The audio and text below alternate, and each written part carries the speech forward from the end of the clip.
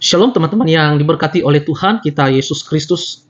Berjumpa kembali bersama saya di channel My God is Great. Tak hentinya saya mengucapkan terima kasih buat pendukung yang setia di dalam channel saya, boleh memberikan masukan, boleh memberikan saran, dan memberikan komentar yang membangun. Biarlah berkat Tuhan selalu mengalir buat saudara sekalian.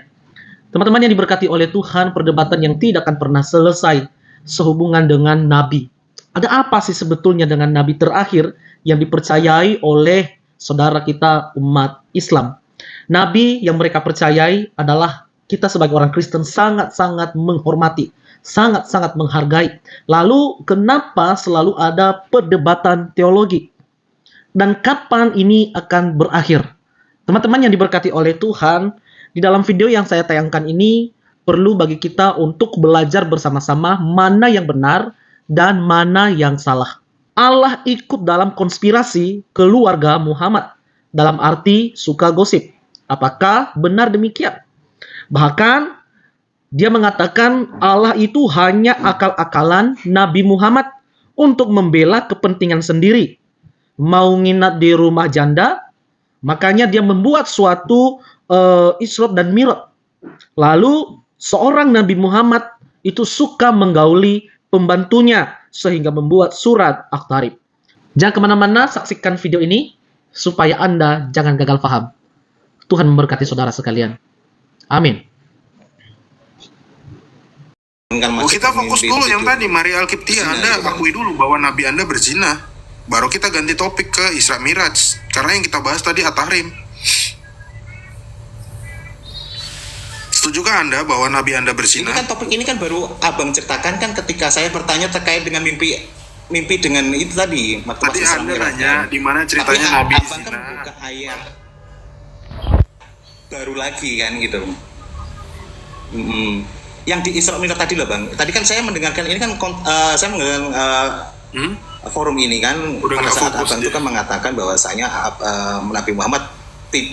Nabi Muhammad tidur bermimpi untuk melaksanakan Isra Mi'raj kan gitu. Terus Abang mengatakan berzina karena tidur di tempat janda gitu.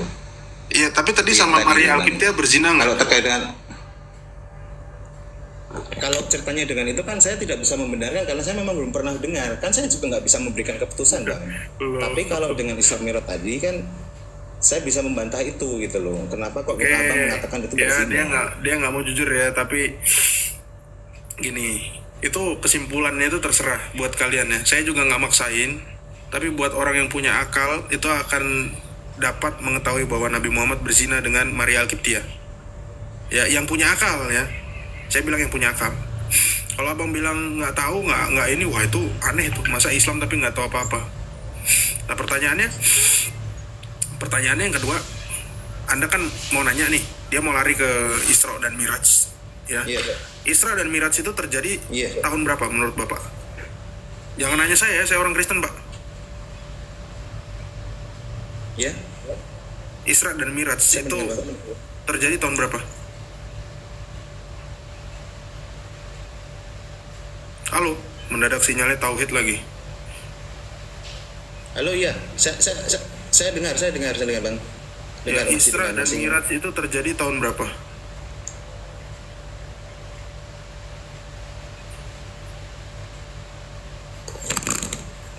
Pak Tadi Prof, sudah disampaikan Habib kesepakatan Bang di Habib anaknya Hasan dan Husain. Iya, gimana Pak? Aduh, sinyalnya rusak. Jadi katakan kan Nabi Muhammad itu bermimpi di rumahnya janda kan begitu. Betul. Bapak setuju di rumahnya janda? Nah, saya mengatakan di situ apakah termasuk ya kalau saya membenarkan dulu dari riwayatnya itu gitu. Terus permasalahannya Abang kan menyatakan bahwa itu berzina dari mana gitu. Tadi ada yang mengatakan bahwa kejadian itu tahun 7 kenabian Pak. 7 atau 8 kenabian. Ya, teman tadi yang mengatakan Pak Seno. Sementara peristiwa Isra dan Miraj itu adalah tahun ke-10 kenabian. Tahun 7 dan 8. Sementara Siti Khadijah itu meninggal tahun 10 kenabian Pak. Ya, artinya pada saat itu Nabi Muhammad sudah beristri atau sudah duda. Masih beristri atau sudah duda? Sorry. Masih beristri ya. Karena kan istrinya meninggal tahun 10. Kejadiannya tahun 7 atau 8 kata Pak Seno tadi, ya kan? Nah, kalau dia nginap di rumah janda sementara dia statusnya masih suami orang, masih beristri, bukankah itu suatu perselingkuhan atau perzinahan, Pak? Siapa janda itu, Bang? Dan dia anaknya siapa gitu? Anaknya Abu Tholib. Dia adalah saudari perempuan dari Ali bin Abu Tholib. Namanya Siapa Abu Tholib? Abu Tholib pamannya Muhammad. Siapa Abu Tholib? Pamannya Muhammad. Iya. Jadi Nabi Muhammad itu sudah tahu bahwa janda itu ialah mahromnya Nabi Muhammad, saudara perempuannya yang dipastikan diharamkan untuk dinikahi. Seperti abang kalau bermain di saudara nih abang yang perempuan, tidur di rumahnya abang yang perempuan, kira-kira dosa tidak? Saya mau nanya. Abang kan sudah memang putranya Abi Tholib. Oh, iya. Anda mau lari bahwa itu adalah saudaranya ya? Betul? Betul nggak? Iya, itu kan saudara perempuannya, ya, yang dimahromkan untuk dinikahi. Saya mau tanya ya. Anda tahu nggak pacar pertama Nabi Muhammad itu namanya siapa? Anda Islam ya? Saya tanya. Anda tahu nggak pacar pertama Nabi Muhammad namanya siapa, Pak? Saya tanya kedua kali. Sebelum saya open cam nih. Saya tidak tahu. Oke. Siapin ambulans ya di bawah, teman-teman. Iya. Siapa nama pacarnya? Lihat.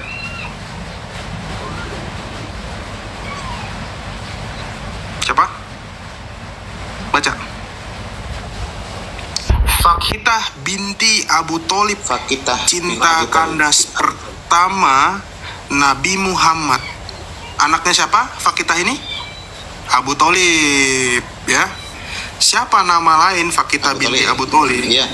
Inilah yang disebut sebagai Ummu Hani. Dia nginap di rumah mantannya dia. Ini loh. Ummu Hani itu namanya Fakitah, nama aslinya. Lihat nih. Kurang gede. Itu kandasnya kenapa itu ceritanya, Bang? Loh, kamu kok jadi kandasnya kenapa? Kamu bilang tadi keluarganya. Ini mantan pacarnya, Pak. Iya. Ini mantan pacarnya. Iya, jadi dia nginap di rumah. Gitu? Sebentar. Apakah dia karena nginap di mahrom? rumah. Ya, dia nginap di rumah. Apakah karena mahromnya Nabi Muhammad? Ummu Hani. Hah? Iya. Kenapa ketika kandas dibilang kandas? Dia kandas karena dia pernah melamar. Apakah karena mahrom? Loh, dia pernah melamar nih loh. Ini loh. Iya. Dia pernah Kenapa melamar. dikandaskan? Ya. Kita baca di sini ya. Kita baca di sini.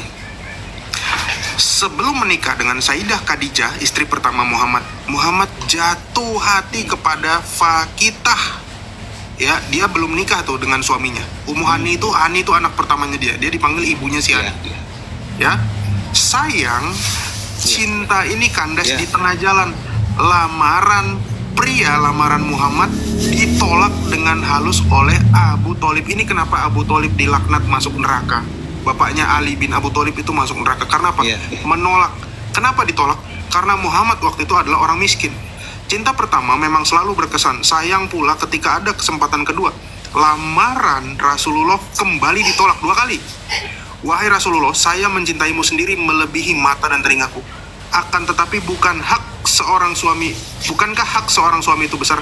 Saya khawatir jika saya menerima engkau sebagai suami, perhatian saya terhadap diri saya dan anak-anak saya akan terabaikan. Ini nolak halus. Namun apabila saya lebih mementingkan anak-anak saya khawatir tidak bisa memenuhi hak-hak baginda Rasul sebagai suami. Begitu jawaban diplomatis Fakitah ketika menolak lamaran kedua Rasulullah.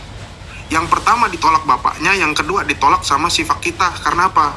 Fakitah ini punya kecenderungan materialistis, ya. Karena tadi dia katakan hak-hak baginda Rasul. Ya, dia belum jadi nabi di sini. Kenapa dipanggil baginda Rasul? Nah, anehnya setelah Muhammad jadi Rasul, Muhammad bisa nginap di rumah mantannya nih si Fakitah, alias siapa namanya tadi? Mana tadi namanya? Namanya siapa tadi mantannya? Umu Hani mana tadi? Aduh, kok jadi hilang lagi. Ya. Janda ya. Janda di rumah janda. Mana sih? Umu Hani tadi kok hilang?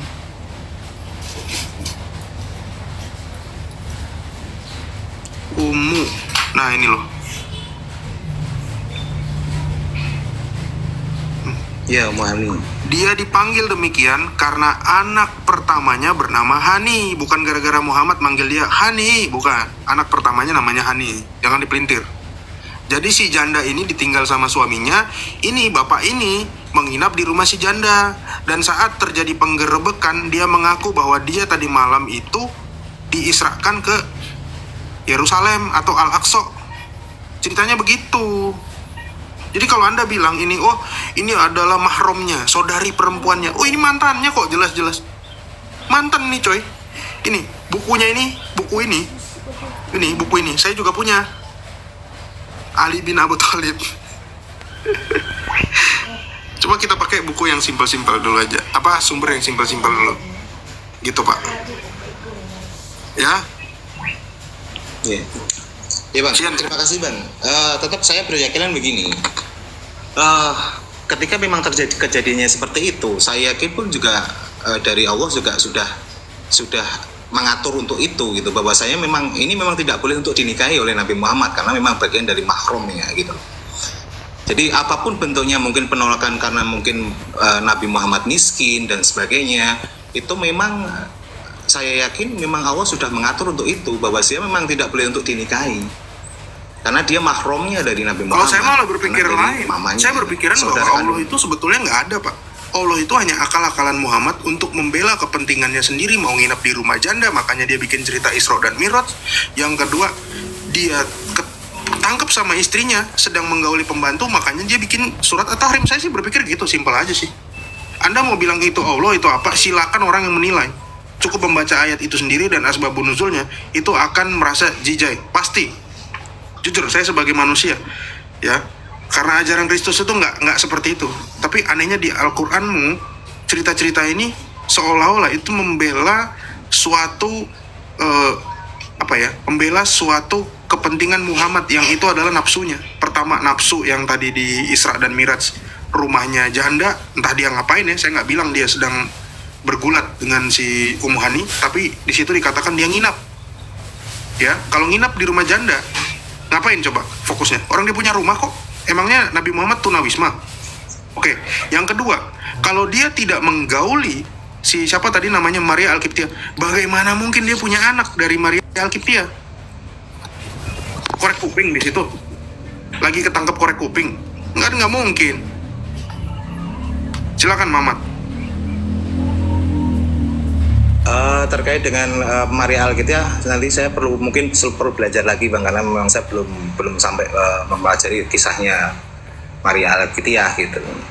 Tapi terkait dengan yang tadi, saya tetap memang sudah dijalankan seperti halnya mungkin yang Abang yakini juga, bahwasanya Yesus berasal dari Bapa kan gitu, karena firman-Nya itu kan yang Abang imani gitu. Oke. Dan seperti halnya kami, ketika memang itu adanya gagalnya pernikahan itu dikarenakan memang akan dikeluarkan suatu hukum tentang mahram seseorang atau manusia atas pernikahan gitu. Oke, untuk memvalidasi Kenapa dibatalkan? perkataan Bang Metatron tentang jangan-jangan nih Allah ini akal-akalan Muhammad, itu dikonfirmasi oleh istrinya sendiri. Siapa namanya? Aisyah. Di Bukhari 4721 dikatakan seperti ini. Kita lihat teman-teman. Kaulah binti Hakim adalah termasuk salah seorang dari para wanita yang telah menghibahkan dirinya kepada Nabi. Nah ini bibinya ya, Kaulah ini. Maka Aisyah pun berkata, tidaklah seorang wanita itu merasa malu saat menghibahkan dirinya kepada seorang laki-laki nih. Aisyah ngomong. Maka ketika turun ayat ini, turun turji man tasya min uha, aku berkata, wahai Rasulullah, tidaklah aku melihat robmu kecuali dia mempercepat hasrat Anda. Nih, Aisyah ngomong loh Bang, dia tuh gak pernah lihat Allahnya, kecuali hanya apa? Mempercepat hasrat Muhammad. Ini saya memvalidasi omongan dari Prof Metatron aja sebetulnya. Lanjut pra, gue masih makan Terus pra. apakah dibenarkan Aisyah pada saat itu? Ketika Aisyah berkata seperti itu, dikisahkan seperti itu, apakah dibenarkan? Istrinya aja heran bang. Orang terdekatnya loh, istri kesayangan dia loh bang. Dia aja heran loh. Keinginan dia apa turun ayat, keinginan dia apa turun ayat. Silakan pra, gue lanjut makan pra. Yang semboyan yang paling agung itu adalah di Jazirah Arab itu harta, tahta, dan farjaha. Itu kira-kira Bang Masmed. Ya, saya nggak maksakan ya Bang. Gimana? Tapi mumpung sebelum terlambat, ya pikirkan kembali mana ajaran yang punya nilai daripada ajaran yang nggak punya nilai. Cuma mikirnya selangkangan, dan selangkangan.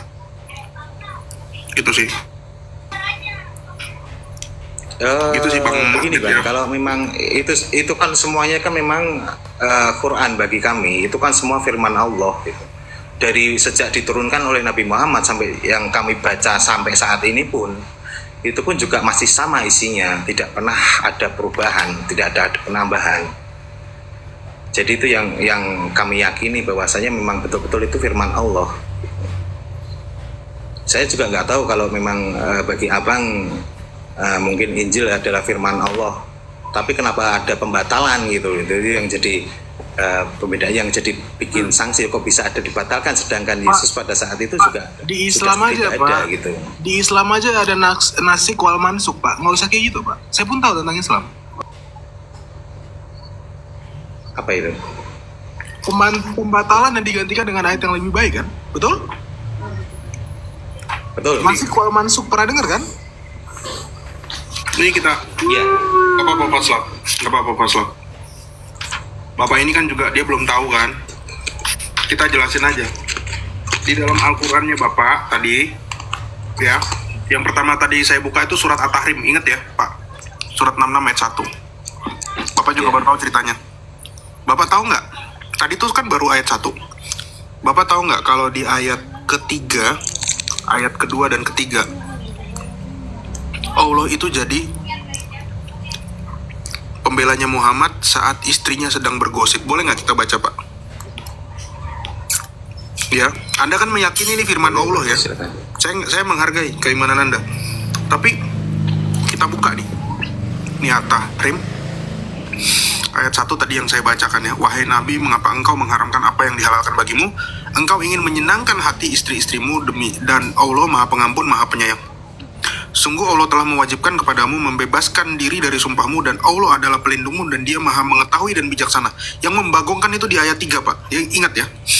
Perhatikan baik-baik teman-teman. Ayat 3 ini di sini saya sangat amat tidak yakin bahwa ini adalah firman Allah. Karena apa? Dan ingatlah ketika secara rahasia Nabi membicarakan suatu peristiwa kepada salah seorang istrinya dalam kurung Hafsah. Kejadian yang ke gap tadi ya, ayat 1 ya. Lalu ia menceritakan peristiwa itu kepada Aisyah. Siapa yang menceritakan kepada Aisyah? Hafsah. Karena tadi Nabi ke gapnya sama Hafsah, Hafsah kong kali kong sama Aisyah. Dan Allah, ya dengar baik-baik, dan Allah memberitahukan peristiwa itu kepada Nabi. Bayangin ya, Hafsah ngegosip ke Aisyah. Ingat, Hafsah ngegosip ke Aisyah, Allah memberitahukan gosip tersebut kepada Nabi. Ini lihat ayatnya. Allah memberitahukan peristiwa itu kepada Nabi, lalu Nabi memberitahukan kepada Hafsah. Jadi Nabi ngomong lagi ke Hafsah. Nangkep nggak ya? Nangkep ya? Mudah-mudahan teman-teman nangkep ya. Hafsah gosip ke Aisyah, suami kita itu ternyata kurang ajar. Ya, dia meniduri pembantu gua di ranjang gua. Tapi Allah memberitahukan peristiwa itu. Ini seolah-olah Allah jadi reporter insert investigasi, memberitahukan kepada Nabi, lalu Nabi memberitahukan kepada Hafsah sebagian dan menyembunyikan sebagian lain. Maka ketika Nabi memberitahukan pembicaraan itu kepadanya, karena tadi dapat dari reporter investigasi, Hafsah dia bertanya, siapa yang memberitahukan hal ini kepadamu, wahai Nabi, suamiku tersayang? Nabi menjawab, yang memberitahukan kepadaku adalah Allah yang Maha mengetahui, Maha teliti, insert investigasi. Itu. Ini ayat Al-Quran nih Pak. Saya rasa lucu Pak. Masalah selangkangan yang terjadi di ayat 1, ini harus terjadi gosip antara satu keluarga dan Allah ikut-ikutan terlibat di sini. Di mana harga diri Allah Bapak?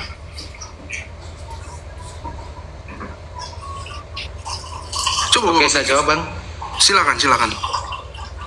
Oke, saya jawab. Disinilah yang mau disampaikan oleh Allah Subhanahu wa Ta'ala, bahwa Allah itu maha mengetahui dan maha teliti. Pembicaraan Aisyah dengan tadi Hafsah itu tanpa diketahui Nabi Muhammad, tapi dengan Allah menyampaikan ke Nabi Muhammad, bahwa menyampaikan kepada Aisyah bahwasanya dari siapa? Dari Allah Subhanahu wa Ta'ala. Sedangkan mereka hanya berbicara 2 orang, tapi Nabi Muhammad bisa tahu. Berarti di sini keberadaan Allah Subhanahu wa Ta'ala itu memang ada, dan beliau yang memang Allah adalah maha mengetahui dan maha teliti. Itu yang mau disampaikan Nabi Muhammad kepada Aisyah. Begitu Bang. Untuk urusan selangkangan Nabi dengan pembantu aja Allah mesti jadi cepunya Nabi Muhammad ya. Gitu Pak. Apapun konteksnya, apapun saya cukup waras. Saya tidak akan mau menyembah poinnya Tuhan adalah, yang jadi cepu. Ya, yang poinnya adalah Allah maha mengetahui, maha teliti. Yang tidak diketahui oleh siapapun bisa disampaikan oleh siapapun. Itu Bang. Aduh, kalau saya sih Pak, itu saya bilangnya itu ayat Al-Quran itu bikin-bikinan Pak. Anak kecil aja tahu itu bikin-bikinan, itu bohong. Nggak perlu kita udah dewasa ini, kita udah cukup ngerti Pak. Dibohongi seperti itu. Tapi dari ceritanya Abang kan tahu, ayat ini diturunkan, Aisyah sendiri pun juga kaget. Kenapa bisa tahu Nabi Muhammad, sedangkan Aisyah hanya bercerita kepada Hafsah? Ini kenapa kan nggak? Kalau saya jadi Allah, saya jadi Allah ya. Kenapa nggak sekalian aja diazab itu? Diazab aja sekalian istrinya, hilang itu, zep, udah nggak jadi permasalahan. Ini Allah malah takut seperti Abang, gitu. Ini proses apa? Abang, ini kan proses penurunan wahyu kepada Nabi Muhammad, Quran. Gitu Bang. Jadi untuk disampaikan kepada manusia, jadi harus bercerita dulu, tidak langsung diazab Bang. Beda. Saya cukup memahami bahwa sepertinya Allah ini dijadikan tameng untuk membela kelaminnya Nabi Muhammad. Kalau saya baca sih dari itu, betul nggak? Itu kan menurut Abang. Betul nggak? Itu kan menurut Abang gitu loh. Terjadi perselingkuhan. Karena selalu berbicara masalah konteks. Terjadi perselingkuhan di ayat 1. Prosesnya, tidak memahami secara menyeluruh gitu loh. Ketika memang ayat itu turun, ayat 3 itu nggak ada nilainya Bang. Saya nggak yakin itu wahyu dari Tuhan tuh kayak gitu. Teman-teman, saya rasa ya, yang di sini mungkin kalian nggak percaya dengan omongan saya, tapi dengan membaca ayat tadi itu, apakah kalian percaya itu wahyu dari Sang Ilahi, Sang Pencipta langit dan bumi yang begitu agung? Demi selangkangan Nabi Muhammad dan kenikmatannya, dia menurunkan ayat itu. Ayat itu seolah-olah dia jadi cepunya Muhammad, dan seolah-olah Allah itu juga takut sama Hafsah dan siapa tadi namanya? Aisyah. Kenapa? Dia takut Hafsah dan Aisyah ngegosipin Muhammad, maka Allah itu ngomong-ngomong diam-diam ke mana? Ke Muhammad. Dan Muhammad langsung nyekak si Hafsah. Kamu berarti lu cerita ya ke Aisyah. Itu Allah macam apa seperti itu Pak? Gak ada harga dirinya Pak. Siapa yang hamba ini sebetulnya? Ini Bang. Itu posisinya saya lihat ya, itu bukan Muhammad sebagai hambanya Allah, tapi saya ngelihat, maaf kata nih Pak ya, saya melihat ya, Allah itu adalah hamba dari kelaminnya Muhammad. Saya ngelihat seperti itu. Jadi Bang, kalau menurut Abang, Aisyah istri Nabi Muhammad, kira-kira ada nggak rasa tidak percaya bahwa rohnya Nabi Muhammad itu ada atau tidak? Ada nggak rasa sekecil apapun? Ada nggak rasa tidak percaya bahwa Allah itu ada? Dari Aisyah Pak. Tadi itu ayatnya udah ditunjukkan. Tadi saya kasih Pak hadisnya. Aisyah bilang tidaklah rohku itu turun kalau tidak mempercepat hasratmu. Itu kan berarti rasa ketidakpercayaan Aisyah. Yang namanya Aisyah juga manusia Bang. Jadi kan dia masih tidak percaya, masih ada rasa tidak percaya meskipun kecil, pasti ada rasa tidak percaya. Makanya ditunjukkan ayat-ayat ini gitu. Dia heran bang, kenapa giliran tentang hasrat Nabi? Kalau kamu lihat cek bahasa Arab, kalau lu lihat bahasa Arabnya itu bukan hasrat sebetulnya, tapi apa? Nafsumu. Nafsu dalam bahasa Arabnya lah. Yes. Jadi Aisyah aja heran bang, giliran tentang nafsunya tuh ayatnya pasti turun cepet tuh. Inilah kecerdasan memang Nabi Muhammad ya. Sudah sekian fakta dibeberkan, nginap di rumah janda, mantan pacar, menggauli pembantu tanpa dinikahi, ya, orang-orang ini akan tetap membela dengan iman butanya. Ya inilah kalian. Kami nggak mau bilang, oh, ayo masuk Kristen, dibaptis daripada ngikut itu. Biarkan orang yang menilai dari narasi Bapak ajaran Islam itu gimana. Ya seperti itu. Nabimu aja fokus ke selangkangan. Apalagi kan begini bang. Saya ingin tanya sama abang. Kira-kira lari ke Kristen ini kita lari ke Tritunggal, keyakinan abang ya. Tritunggal ya. Kan? Iya, bukan bang. Saya tidak akan lari ke Tritunggal, itu sudah basi untuk dibahas. Gini bang, kira-kira abang yakin nggak kalau Yesus itu menciptakan dunia? Yakin? Catanya dulu. Yakin. Yang menciptakan dunia, alam semesta seisinya itu siapa? Yesus. Siapa? Yesus.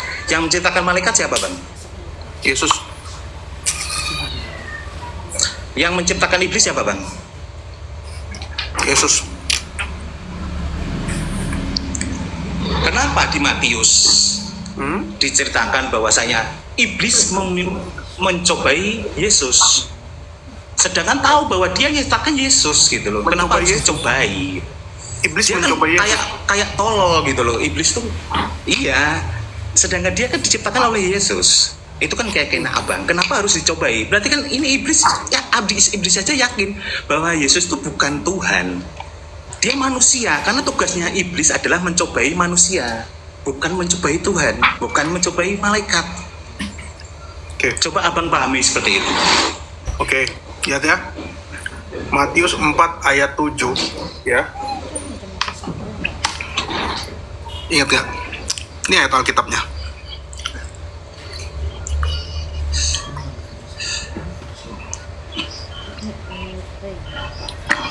Yesus berkata kepada iblis, ada pula tertulis, jangan engkau mencobai Tuhan Allahmu. Siapa yang dicobai iblis? Yesus dong. Kenapa nggak dikatakan Yesus. cobain aku bang? Jangan kau mencobai aku. Tapi Tuhan Karena Yesus Allah di dalam menyampaikan sini. iblis itu kan Ini kutukan Pak. Karena Yesus di dalam sini ya.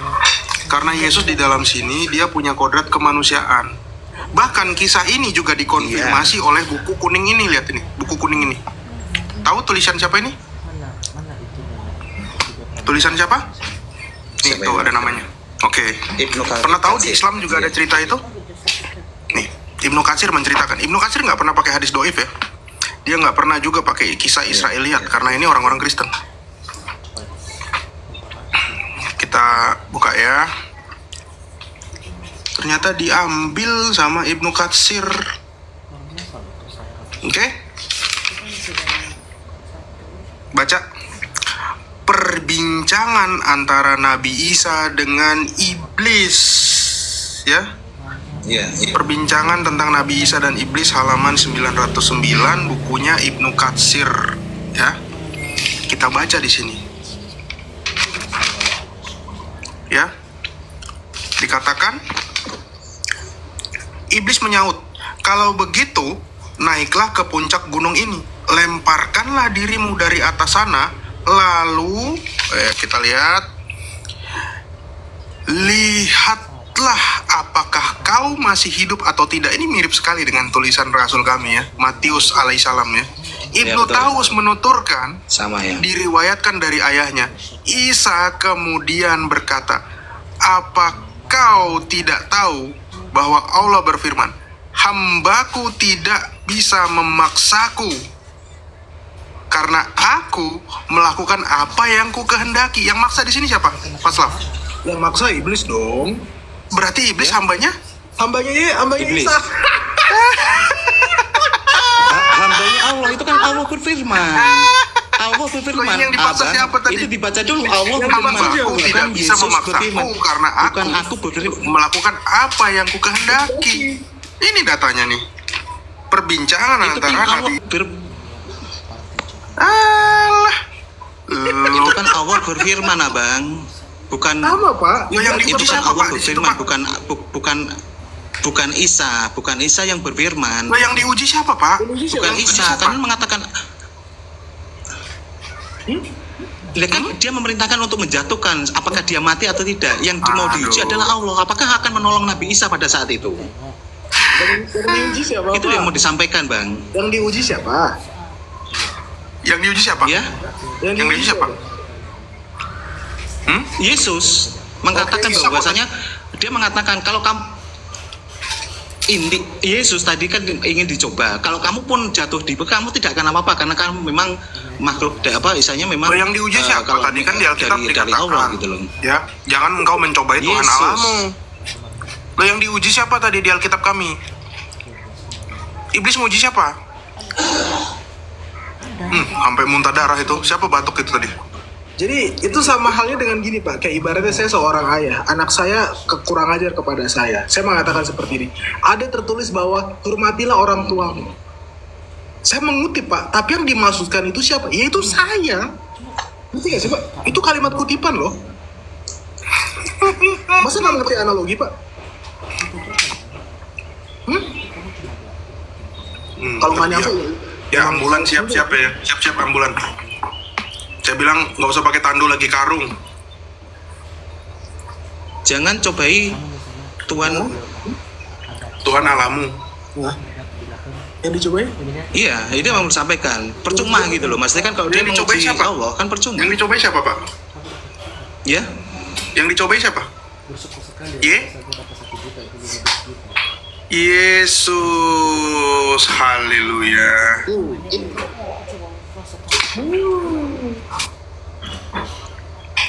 Kayaknya ada yang izin sholat habis ini, Pra. Kayaknya nggak mungkin sih Pak, udah 12.45 udah lewat lah. begini Bang. Maksud ayat itu ialah ketika kalau memang Yesus memang benar-benar istilahnya tadi dia menyatakan memang akan diselamatkan oleh Allah, makanya kan dia akan suruh jatuhkan, kamu akan tidak apa-apa gitu. Saat ini kan memang Yesus yang diperintahkan gitu untuk menjatuhkan diri kan gitu, dan itu akan ditolong oleh Allah, dan makanya terus Yesus berkata, Nggak ada di situ malaikat-malaikatnya kok. Allah berfirman gitu. Malaikat-malaikatnya yang akan menatang engkau, tulisannya gitu, bukan ditolong Allah. Mana? Ini kan dia ngutip nih. Abang, Ini loh, kamu jangan melintir, kamu nggak baca Alkitab ini loh. Jatuh karena dirimu ke bawah sebab ada tertulis mengenai engkau akan memerintahkan malaikat. Ini ngambil dari Mazmur. Malaikat-malaikatnya. yang merintah siapa Bang? Yang merintah siapa Bang? Yang merintah siapa? Jangan Bang? engkau Malaikat itu mencobai yang merintah Tuhan siapa? Allahmu. Yang dicobai di sini siapa? Ya, yang dicobai di sini, ya. Siapa yang dicobai di padang gurun? Siapa? Dicobai Yesus ini loh. Melintir aja kamu. Mantannya Muhammad aja nggak tahu tadi, tiba-tiba kitab kami sok lebih tahu. Giliran Alkitab, Coba dibaca aja tuh Bang. Itu kan giliran Alkitab kayak lebih paling tahu gitu. Iya, paling tahu. Kau aja nggak tahu di dalam Ibnu Katsir ditulis tuh cerita itu. coba ayatnya sepenuhnya dibaca Bang. Di situ kan tidak hanya untuk menjatuhkan diri, Aku tapi cuma- kan ada aku cuma batu menjadi ngulur-ngulur roti data karena doang. berkuasa kan begitu. Aduh, Abang Katsir aja mengambil ngomong. sebagian dari ayat Bible Anda sendiri gitu loh. Tidak dibaca seluruhnya. Itu kan pengujiannya kan dari mulai roti, jatuhkan diri. Jadi ini yang pembelaan yang Abang lakukan itu kan memang diambil dari sebagian dari isi. ya udah. Alkitab Sekarang itu saya tanya, sendiri, yang bukan dicobai di secara situ menyeluruh. siapa, Pak? Yang dicobai di situ siapa? Yang dicobai di situ siapa? Yang ngomong jangan engkau mencobai Yesus. Tuhan Allahmu itu Yesus. Yesus. Nah sekarang kita semua ya, Anda yang meyakini Yesus itu Isa, kami meyakini Iya. Yesus itu Yesus yang tertulis di dalam kitab suci. Yesus bisa bohong nggak Pak? Kira-kira? Saya mau tanya, bisa nggak dia bohong satu kali aja? Iya tidak. Ya udah, dia udah bilang jangan engkau mencobai Tuhan Allahmu.